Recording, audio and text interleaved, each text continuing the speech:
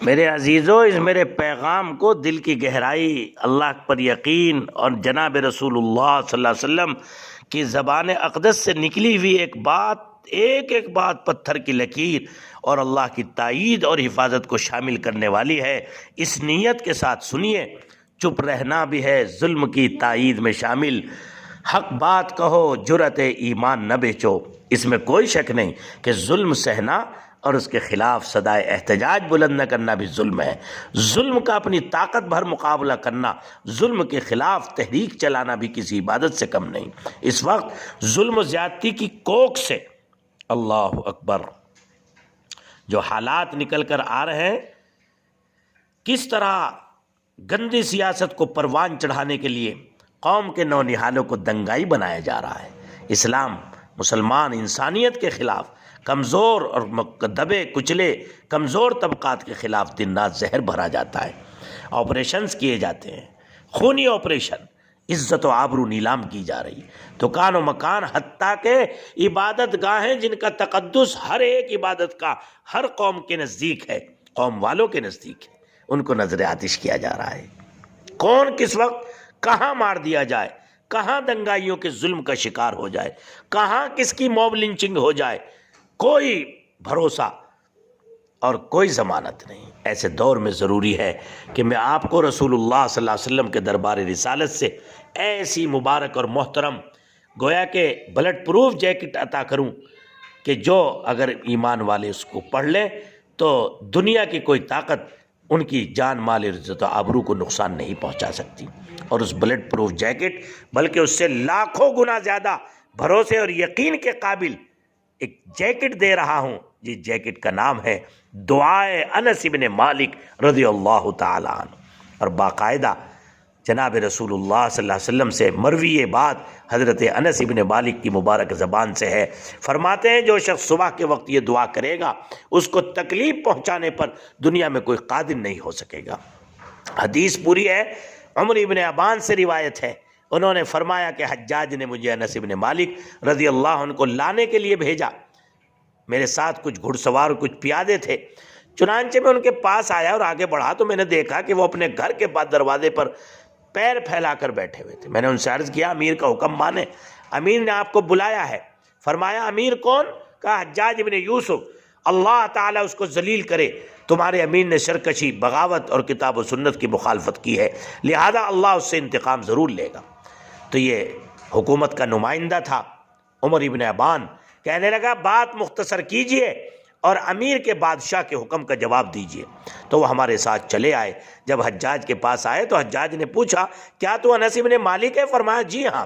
حجاج نے کہا کیا تو وہ شخص ہے جو ہمیں برا بھلا کہتا ہے، ہمارے خلاف بغاوت کرتا ہے، بد دعائیں دیتا ہے؟ فرمایا جی ہاں، یہ تو میرے اور تمام مسلمانوں پر واجب ہے کیونکہ تو اسلام کا دشمن ہے، انسانیت کا قاتل ہے۔ کیسی جرأت ہے حضرات صحابہ!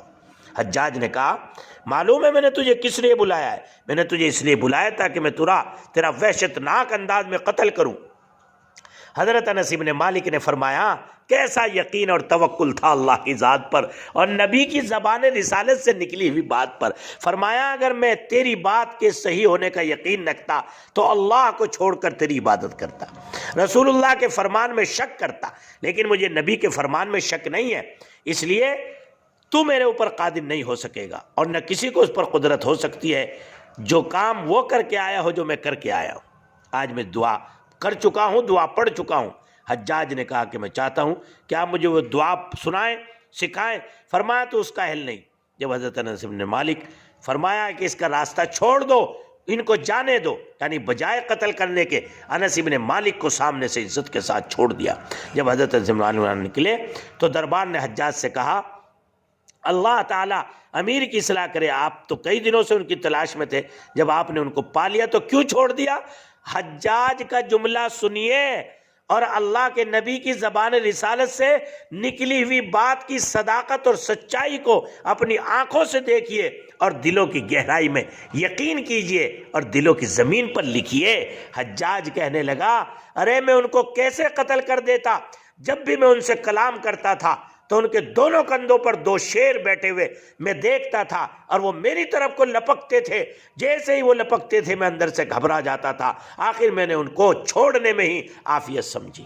ہائے ہائے ہائے، کیسی بات ہے جناب رسول اللہ صلی اللہ علیہ وسلم کی۔ وہ دعائے انس ہے، جب اللہ کہ نبی کے خادم رسول حضرت انس کا انتقال ہونے لگا تو انہوں نے وہ دعا اپنے بیٹے کو سکھائی۔ انہی کی سیرت و سنت میں یہ دعا آپ تک پہنچا رہا ہوں۔ اس دعائے انس کی PDF کاپی آپ کو بھیج رہا ہوں، اور آپ اس کو ہندی میں کرائیے، انگلش میں کرائیے، اس کو چھپوا کر اپنے رشتہ داروں تک اس ویڈیو کو پہنچائیے، تاکہ آپ کی ذرا سی حرکت سے اور آپ ذرا سی انگلی چلانے سے سینکڑوں ہزاروں انسانوں کی جان و مال اور عزت و آبرو محفوظ ہو جائے، ان کے گھر جلنے سے، آتش کی نظر ہونے سے بچ جائیں۔ اس لیے آپ اس کے لیے گولڈن چین بن جائیے۔ جس کے پاس یہ دعائے انس کی میری ویڈیو آڈیو پہنچے اور وہ PDF فائل پہنچے، آپ اس کو لکھیے اور روزانہ پابندی کے ساتھ اپنے بچوں کو بھی یاد کرائیے، اپنے آپ بھی یاد کیجئے، اور اپنے رشتہ دار اور عزیز و اقارب تک پہنچائیے۔ یہ بہت بڑا اس وقت میں صدقہ جاریہ ہے، اور انسانوں کی حفاظت کا ثواب جان مال کی ملے گا۔ اللہ اس مبارک فارمولے پر امت کو یقین اور عمل کرنے کی توفیق عطا فرمائے۔ وآخر دعوانا ان الحمد للہ رب العالمین۔